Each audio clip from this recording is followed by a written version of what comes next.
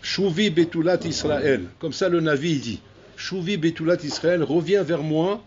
Betulat Israël, c'est la Vierge d'Israël. Betulat Israël, ça veut dire comme une femme kaviachol, qui est vierge, qui est Betula, qui n'a jamais connu d'homme, qui n'est jamais passé à la casserole. Donc c'est-à-dire ça, c'est Betulat Israël. Maintenant, il demande, les Chacham demandent, c'est quoi cette expression là, Betulat Israël? De quoi on parle? Parce que ils se contredisent les mots. Chouvi, Betulat Israël. Fais tchouva, Betulat Israël. On ne dit pas de faire tchouva à Betulat d'Israël. On dit faire tchouva à celle qui n'est pas Betula. C'est une Zoloba qu'il a entamé la bouteille. Mais celui que la bouteille est bien fermée, etc. On ne dit pas fait tchouva. Il est propre. Il est naqué le bonhomme. Il n'a pas de problème. Asmazé chouvi, Betulat d'Israël. C'est quoi le chat? Le Ramban, il pose une couche à Tsuma. Et que en fait, ces paroles du Navi vont répondre. Le Ramban, il demande comme ça. Il y a un dîme dans la Torah que si maintenant une femme, elle trompe son mari, une femme, elle trompe son mari. Même si après le mari veut lui pardonner. Parce que le mari aime sa femme. Il aime sa femme. Il aime ses gosses. Il aime sa femme. Il veut pas s'imaginer maintenant de se séparer de sa femme. Et que maintenant, elle a fait une bêtise, Mzoloba. Et maintenant, elle regrette ce qu'elle a fait. Et elle fait tchouva. Et maintenant, elle vient voir son mari. Même elle lui raconte, voilà, j'ai fait ça et ça, je regrette. Et elle pleure. Et on voit, il sent qu'elle est sincère. Il a même fait vérifier par des experts, etc. Zahma, pour voir si c'est sûr qu'elle ne se moque pas de lui, rouler. Elle est sincère. Ce qu'il a en demande pas elle est sincère. Et que vraiment elle demande pardon. Et elle s'excuse. Il chosere b'tchouva. A Torah oseret al ba'ala l'arzor elea. La Torah interdit au mari de retourner avec elle. Pourquoi? Ki to'eva'i. C'est une abomination pour un homme de repartir avec sa femme si sa femme l'a trompé. C'est din Torah Rabotai. Le Ramban il pose une coucha Atsuma à partir de là. À partir de là il demande comment Akadosh Baruch Hu Bichlal il nous reprend. Alors, on l'a trompé. On a fait une avera, on a fait des averot. C'est-à-dire qu'on a un kaviachol, était boguet bakadosh Baruch Hu. On a fait un adultère envers Hachem. On a trompé Akadosh Baruch Hu avec les averot qu'on fait. Comment tu comprends la souga de la tchouva? C'est quoi tchouva? Tchouva, ça veut dire que malgré que tu as fait ce que tu as fait, la tchouva te permet de revenir. Mais ça ne doit pas exister, ça. Alors, c'est contradiction avec la loi de la Torah qui dit que du moment où une femme elle était boguet beba'ala, une femme, elle a trompé son mari, ça y est, elle est interdite à son mari. C'est-à-dire qu'il n'y a pas de retour dans ces choses-là. Donc ça aurait dû être la même chose dans la Torah. Que du moment où un juif, kaviachol, a trompé Akadosh Baruch Hu, il a fait une avera, la tchouva ne doit pas exister. C'est un d'abord casé. Et d'ailleurs, c'est pour ça que le Navi lui-même, il ramène là-bas, que quand on a posé la question à la Chokhma, à la Nevoua, au Avotenu, Choté, Maya, qu'est-ce qu'on fait avec le fauteur? Tous, ils ont dit, Abraham, Sha'ak, Yaakov, la Chokhma, la Nevoua, Yamout, qui meurt. Et pourquoi il meurt? Parce qu'il n'y a rien à faire avec lui. On ne peut rien faire avec lui. Manasito. Quand je vous il a dit, il n'y a pas un sur la terre là qui va me dire, Sherzor Betchouva. Mais pourquoi ils n'ont pas pensé à ça? Pourquoi ils n'ont pas pensé à dire que je vous roule? Yerzor Betchouva. On sait très bien qu'elle a Tchouva. Pachout, c'est une contradiction avec le pasuk de la Torah, qui est Toevaï. Donc ils n'ont même pas l'idée, la Vamina, de croire qu'on peut dire à Kadosh Borou, Yerzor Betchouva. On ne sait pas ce que ça veut dire la tchouva. Cette tchouva, cette souga, on ne la comprend pas, cette souga. Hachem, il a créé la tchouva. Mais on ne comprend pas ce que ça veut dire. Quoi, un bonhomme, il a fait toutes les bêtises du monde. Il a fait les 400 coups. Maintenant, Chozob et tchouva, ça y est, quand je vous il aime, il adore. D'abord que ça ne marche pas, ça. Et là, le Ramban, il donne un chidouch Hatsum. Il dit comme ça. C'est ce que ce pasuk vient nous apprendre. Chouvi betulat Israël. La tchouva est censée rendre cette personne-là, Rabotai, qui a fait ses averot, mamash, hefsa chadash. Comme si yesh me'aïn. C'est une nouvelle personne. Que cette personne-là n'existait pas avant. C'est pas la personne. Tchouva, ça veut pas dire. J'ai un bonhomme qui a fait une avera. Ce bonhomme, il a fait tchouva. Hein, il a demandé pardon pour l'avera qu'il a fait, mais il reste le Baal Avera. Non, ça n'a rien à voir. Et c'est ça la différence qu'il y a entre Bar Mitzvah et Baal Avera. Quand un homme il fait une mitzvah, on l'appelle Bar Mitzvah. Oui, une fille, par exemple, fait une mitzvah, on l'appelle Bat Mitzvah. Un homme, il fait une avera, on l'appelle Baal Avera. C'est quoi la différence? Pourquoi dans la mitzvah on dit bar mitzvah ou bat mitzvah? Et pourquoi dans avera on ne dit pas ben avera? Puisqu'il a fait l'avera. Si quand tu fais une mitzvah, tu l'appelles bar mitzvah, ben c'est la mitzvah, ben appelle aussi pareil, ben avera, bar avera. Non, c'est pas pareil. Pourquoi? Parce que c'est pas shoot. Parce que dans une mitzvah, à l'éternité, cette mitzvah, elle est chez toi. Elle restera chez toi. Même si après tu vas abandonner la Torah et les mitzvot, toutes les mitzvot que tu as fait dans ta vie, elles sont à l'éternité, mamash, acquises. acquise à toi. Tout ce que tu as appris, tout ce que tu as fait, tout ça c'est acquis à l'éternité. C'est pour ça qu'on l'appelle là-bas bar mitzvah. C'est une mitzvah, c'est comme un ben, comme un enfant que tu ne peux jamais le divorcer de son père ou de sa mère. C'est qu'à tout jamais, il est l'enfant de ses parents. Ça c'est mitzvah. Dans Avera, non. On dit pas Avera, pourquoi? Parce que la chose elle peut disparaître. Elle peut disparaître. C'est-à-dire qu'on peut, une achinami, effacer une Avera et enlever la Avera. Maintenant le chidouche du Navi c'est quoi? C'est pas simplement j'ai enlevé la Avera, mais dans mon passé j'ai fait d'Averot. Non. Chouvi Betoulat Israël, tu redeviens une Betoulat, c'est Nora Dayom. C'est-à-dire que le Passou vient nous dire qu'il y a une mitzvah comme ça, quand le bonhomme il redevient une Betoulat. C'est-à-dire qu'il redevient, comme si maintenant cette femme, Laura Lénou, elle a fait ce qu'elle a fait, et elle redevient mamage comme une jeune fille vierge, c'est-à-dire qu'on n'a jamais touché. C'est-à-dire une autre mitzvah, un autre produit d'Irlal qui n'a jamais existé chez maintenant. La Sheila, elle est, comment on arrive à ça, Rabotai? Comment on arrive à une chouva pareille? Parce que c'est pas une chouva stam comme ça dont on parle ici. C'est pas simplement, comment dire, Beshev al ta'aseh, que le bonhomme il arrive à une madriga pareille. Beshev al ta'aseh, c'est-à-dire, bon, je fais plus ça. C'est-à-dire, ok, tu fais plus ça, mais tu l'as fait jusqu'à maintenant. Donc, c'est-à-dire que tu peux pas dire maintenant que parce que cette chose-là, tu la fais plus, alors tu t'appelles maintenant Betoulat d'Israël. Pour s'appeler Betoulat d'Israël, il faut vraiment que ce soit un mamash, yesh me'ayin, un nouveau produit, un nouveau hefsa. C'est un kavanash mamash Betoulat, comme le mot le dit, Betoulat, Rabotai. Là, il va falloir comprendre une souga très importante dans la tchouva. La souga fondamentale de la tchouva, elle est basée sur le fait que Bor Olam Kaviachol, avant de se créer ce monde, il a créé mamash une chose qu'on appelle la tchouva, qui sert mamash, comment dire, à complètement déraciner la mitzvah de la avera que tu as pu faire. La déraciner complètement. C'est ne plus être mamash cachot avec cette chose-là. Mais pour ça, Rabotai, qu'est-ce qu'il faut pour ça, Rabotai? Pachot, il faut se déconnecter. C'est pas un Ehete Ve'ashuv, Ehete Ve'ashuv. Ehete Ve'ashuv, c'est le massav où un bonhomme, Rabotai, il reste encore en connexion avec sa avera. Il reste en connexion avec sa avera. Seulement, il est chav. Ehete Ve'ashuv, Ehete Ve'ashuv. Ça, c'est pas Betoulat d'Israël. Betoulat d'Israël, c'est quand un bonhomme, Rabotai, Inachilami, se met dans les conditions qu'il faut pour se déconnecter de sa avera. Se déconnecter complètement de sa avera. C'est-à-dire qu'il va, par exemple, partir, je sais pas moi, pendant quelques jours, s'enfermer dans un endroit, comme quand on vient à la yeshiva. On se déconnecte à Botaï de la vie habituelle à laquelle on est habitué. Et on se met maintenant dans un autre contexte de vie. On rentre dans un autre malheur de vie. On change de malheur de vie. C'est vrai qu'on est habitué à certaines choses, on est habitué à certaines coutumes, certaines habitudes, mais tant que tu es encore dans tes coutumes et tes habitudes, Atalo nikra Betoulat Israël, Ata autant Adam. Tu es le même bonhomme, Sarakol. Seulement, tu es le même bonhomme qui, Beshev al ta'aseh, qu'Aviachon ne fait pas certaines choses. Ça, c'est pas Betoulat d'Israël. C'est bien qu'on la commande que tu te retiens de faire des bêtises à droite, à gauche, mais tu ne peux pas t'appeler Betoulat d'Israël. S'appeler Betoulat d'Israël, c'est que maintenant tu t'es mis dans un contexte où tu te déconnectes complètement. Tu te déconnectes. Maintenant, cette période que Chachamim nous ont donnée à Botaï pour pouvoir faire cette opération s'appelle Elul. Elul est un mois Hatsoum à Botaï. C'est un mois, mamash, avant Rosh Hashanah, qui est là pour nous donner justement la possibilité de se déconnecter. Elul, il faut bien comprendre à Botaï, à quoi il doit ressembler. Elul, c'est pas un mois comme tous les autres mois de l'année. C'est pas pareil, ça n'a rien à voir. D'ailleurs, c'est pas Stam que Elul, Mazal, c'est Betula. Le Mazal de Elul, c'est Betula. C'est pas Stam. Pourquoi c'est Mazal de Betula? Parce que c'est ça, Shuvah Betula d'Israël. Un bonhomme à Botaï qui prend sur lui, ça va t'acheter, quand vous allez prendre sur vous. Que pendant un mois, tu te dis, ça y est, pendant un mois, je connais plus personne, je connais rien de ma vie, je m'enferme dans 4 amot chez la Torah, et je me prépare Bechlal à arriver au Yom Adin.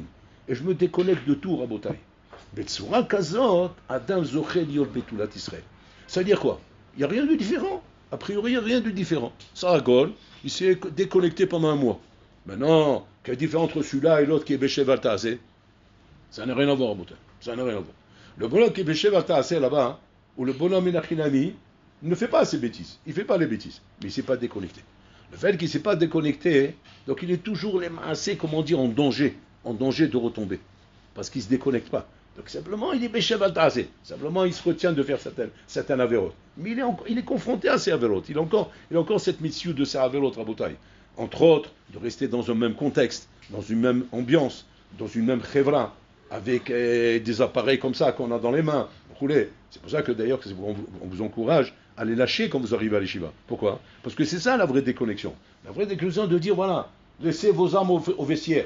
Je prends le tractage, je pense tout là-bas, j'ai plus rien à voir là, mais je suis déconnecté, je suis ailleurs, je suis sur une autre planète, j'ai débarqué sur une planète, où j'ai plus rien à voir, où j'ai plus aucun maassé, aucun comportement qui correspond à un comportement normal que je devrais avoir en tant que jeune de mon âge, ou ce que je devrais avoir normalement, déconnecté complètement.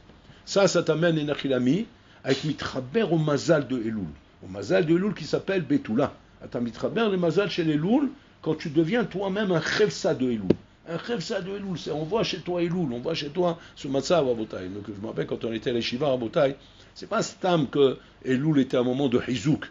Le Hizouk, on étudie plus, on prie un peu plus Bekavana, on ajoute un peu de Atmada, un peu de Shkeda, un peu de Nyanim. Ça, c'est bien Rabotai, mais c'est pas ça Betouat Israël.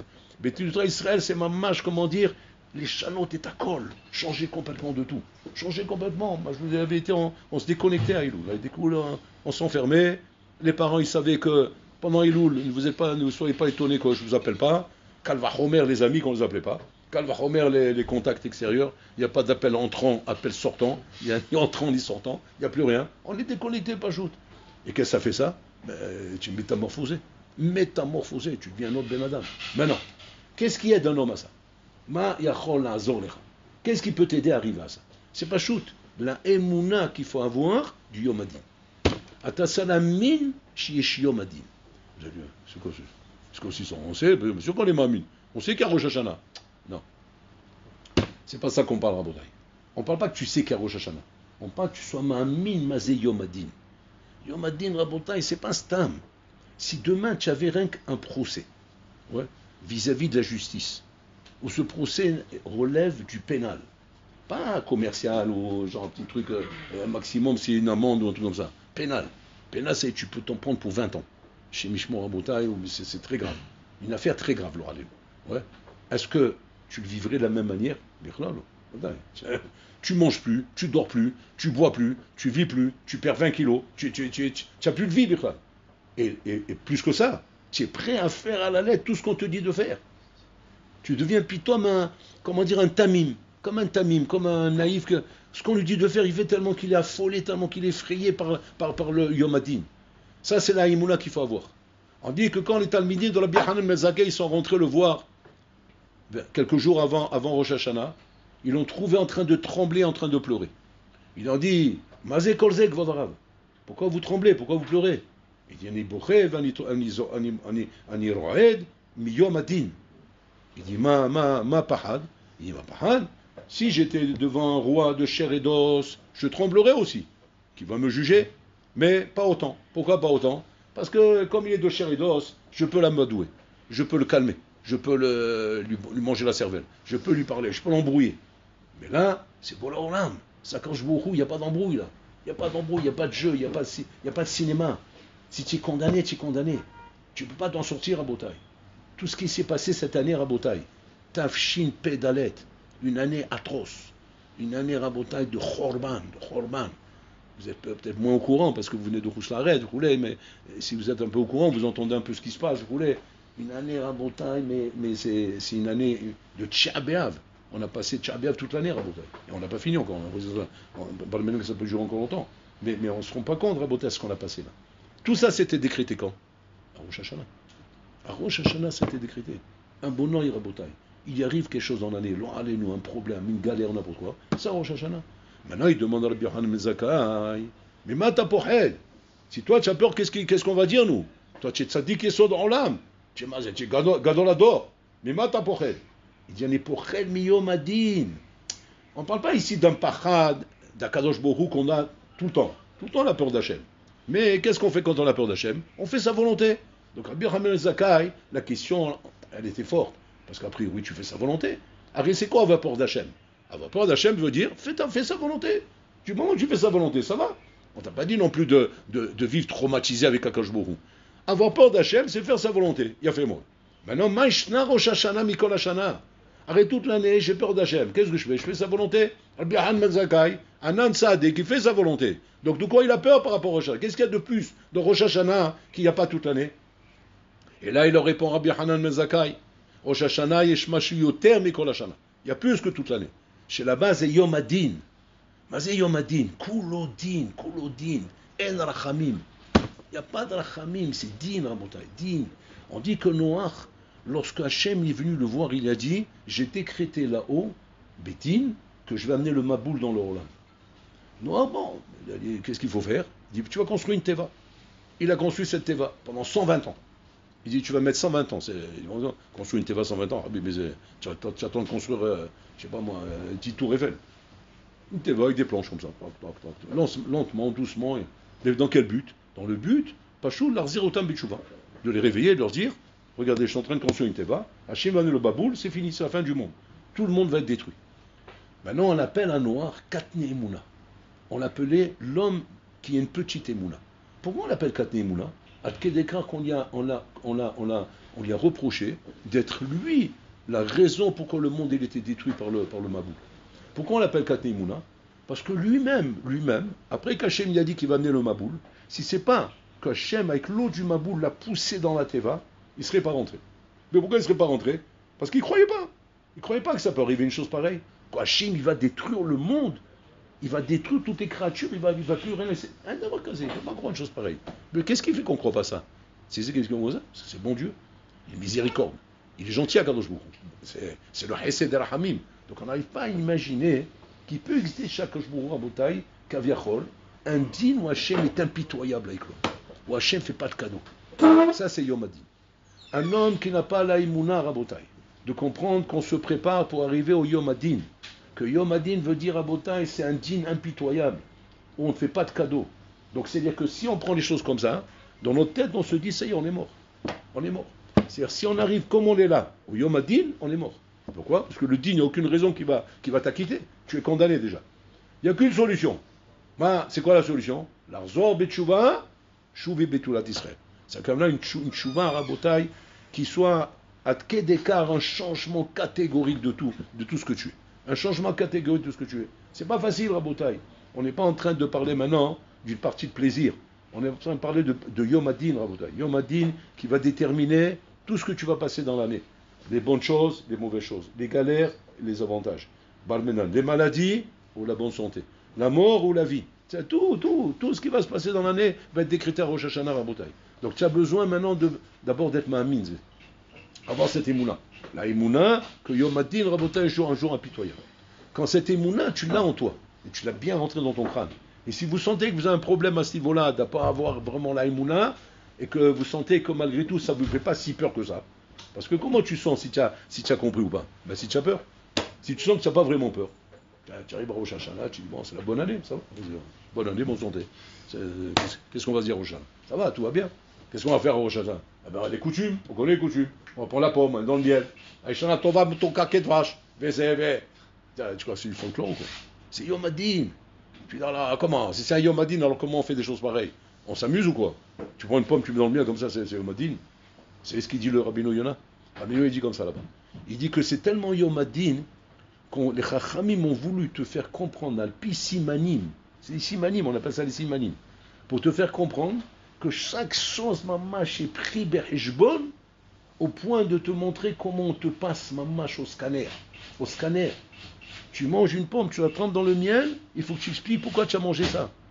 Shishana Tova Mtuka Kedvash. C'est pour te montrer comment les maasés, tu passes au scanner. Alors Kalva Homer, si un bonhomme ce jour-là, il se met en colère. Kalva Homer, un jour, ce bonhomme ce jour-là, par le Menan, il fait une avera. Ouais, chez Mishmo. Parce que tu passes au scanner. Et c'est ça qu'on veut te faire comprendre avec ces simanim. Tu manges le poireau, carté, il carto, il veut nous. On fait des jeux de mots. C'est quoi le pshat? On joue ce jour-là? Non, on joue pas. C'est pour te dire combien tu passes au scanner, que chaque chose que tu fais ce jour-là est pris comme un siman. Et donc, pour que tu comprennes ça, on nous a fait les simanim. Regarde un peu comme les choses vont voir. Rabbi Yochanan ben Zakkai, de quoi il avait peur? Il avait peur parce qu'à l'époque du Beth Amikdash, quand Rabbi Yochanan ben Zakkai, il a simulé soi-disant qu'il était mort pour sortir de Jérusalem. Parce que vous connaissez l'histoire. Il y avait là-bas les Biryonim. Et les Biryonim, Kaviachol, ils empêchaient Rabbi Yochanan de sortir. Rabbi Yochanan, pourquoi il voulait sortir de Jérusalem? Parce que Rabbi Yochanan, il voulait négocier avec le chef des Romains. Maintenant, qui c'est qui l'a empêché? Les Biryonim. Les Biryonim, c'était des gens forts qui voulaient ne pas se rendre aux Romains. Ils voulaient se battre jusqu'à la dernière goutte de sang. Mais en attendant, ils étaient en train de mourir de faim. Donc, Rabbi Yochanan Zakkai, le Torah, il a dit, il faut sortir et parler avec leur chef et négocier avec eux. Qu'est-ce qu'il a fait pour sortir? Il a fait soi-disant qu'il est mort. Donc, ils l'ont mis dans la civière, ils l'ont porté. Ils ont été mahriz que personne n'a le droit de s'approcher du lit de Rabbi Yochanan Zakkai. il faut être kadosh pour le prendre, donc de façon à ce qu'il ne s'approche pas et qu'il ne voie pas qu'il est vivant. Au moment de passer la porte de Jérusalem, un Birion, il est venu avec son épée, il a dit, je veux le piquer pour voir s'il est mort. Et là-bas, il y avait un des Chachamim là-bas, il a dit, Zehilou Lachem de faire ça. Ils vont dire que les Juifs n'ont aucun respect pour leur rabbin. Et regarde ce qu'ils sont en train de leur faire au moment de la mort. Et par rapport à ça, il a laissé passer. Il est passé de là-bas, il a appris qu'ils sont bien éloignés, qu'on ne les a pas vus. Il s'est levé, il a été voir le chef des Romains qui était les menés pour faire la Milchama contre Jérusalem. Il s'approche de lui, il lui dit à ce moment-là, quand tu le vois, il lui dit, vive César. Quand il lui dit. Donc l'autre, il entend ça, qu'il n'était pas, après, c'était pas César. Lui, c'était quoi? C'est un chef de guerre. Maintenant, qu'est-ce qu'il a fait, le chef de guerre? Il a dit, Abdurrahman Mezakai, tu es condamné pour 2 raisons. Tu es condamné à mort pour 2 raisons. Il a dit quoi? Pourquoi je suis condamné à mort? Premièrement, tu m'as appelé César, je ne suis pas César. César, il est là-bas, donc tu as manqué de respect au roi. Pour ça, tu es condamné à mort. Et deuxième raison, si je suis César, pourquoi tu n'es pas venu avant? Il a dit, je peux te répondre aux 2 questions. Je te réponds d'abord la deuxième. Je ne suis pas venu avant à cause des birionim qui nous empêchent de sortir. Maintenant, la première réponse, ouais, on t'a nommé César. César, il est mort, c'est toi César maintenant. Torqué des Dibourg qui termine, puis Tom, il voit des cavaliers arriver et qui annoncent au bonhomme, César est mort, vive César. Bon, il a vu ça, il est resté comme ça, il est resté kek. Il dit quoi, comment tu sais ces choses-là? Il dit, pose pas de questions, ça c'est la Torah. Ça. Maintenant, la deuxième question que tu m'as posée, pourquoi je ne suis pas venu avant, c'est à cause des birionim. Maintenant, à ce moment, il lui dit, mais je ne comprends pas. Quel est le problème? Quand on a un baril entouré avec un serpent, ouais, comment on fait pour libérer le baril? Alors, normalement, il aurait dû lui répondre, eh bien, on tue le serpent. Lui, qu'est-ce qu'il dit? On éclate le baril. Biral Manzaka, à ce moment, il a compris tout de suite le message. Il a compris le message que quoi? Que Boloran, il veut détruire Jérusalem. Parce que regarde la réponse Ahmar qu'il a dit. Il y a un baril entouré d'un serpent.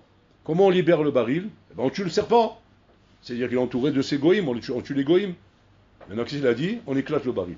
Donc ça veut dire que quoi? Que Jérusalem va être détruite. Donc là, il a compris. Si Hachem, il a fait parler comme ça, c'est que Jérusalem va être détruite. Maintenant, il lui dit, maintenant que je suis César, demande-moi une demande. Ce que tu me demandes, je te donne. Et là, il y a dit, donne-moi Chachme Yavne. Je veux que tu me donnes la ville de Yavne avec 5 Chachamim là-bas. Et avec ça, je vais reconstruire le Olam Torah. Mais ça, je ne veux pas que tu touches. Il a dit, ok, pas de problème. Si c'est ça que tu as demandé, je te donne. Maintenant, Bihan Mezakai, de quoi il a peur? Pourquoi il a peur du Yom Hadin? Bihan Mezakai, il a peur du Yom Hadin parce qu'il se pose la question, maintenant il se dit à lui-même, peut-être j'aurais dû demander de ne pas détruire Jérusalem. Qu'Hachem il sauve Jérusalem. Mais je n'ai pas demandé ça. J'ai demandé qu'il sauve simplement les 5 Chachamim de Yavne. Ou là, quand je vois Vakesh Din Verishbon Mimeni, un homme à Botaï, Balmenan, ne peut être jamais tranquille avec Yom Hadin. Tu peux croire qu'Enachinani, tu fais tout ce qu'il faut, bien comme il faut. Et tu ne peux pas savoir maintenant si Balmenan, les choses que tu fais, tu les fais convenablement ou pas bien. Regardez combien le Yom Hadin il fait peur. Pendant qu'il a bien jugé, il a compris dans le message qu'il a donné qu'il faut détruire Jérusalem. Et il s'est dit malgré tout, ça c'est valable par Olam Hazeh. Mais quand on arrive devant le Yom Hadin, rien ne passe. Tout peut te péter au visage. Ça, on doit avoir la Emouna à Botaï. Quand un homme il a la Emouna comme ça, qu'est-ce que c'est le Yom Hadin? Et que le Yom Hadin est Nachenami, c'est pas comme un jugement que tu auras avec un Bassar Vadam, avec des bonhommes qui parlent avec toi, etc. C'est pas ça Yom Hadin. Yom Hadin, c'est Yom Hadin avec Akadosh Baruch Hu. Avec Akadosh Baruch Hu, c'est Mamash Dayan Haemet. Et ce Dayan Haemet, Rabotai, il peut être impitoyable, il peut nous couper la tête, Rabotai. Et ça, il faut être conscient de ça. Pour ça que Elul doit être Mamash notre porte de sortie. Notre porte de sortie en se disant comme ça. Il faut absolument que je me prenne en main à Elul.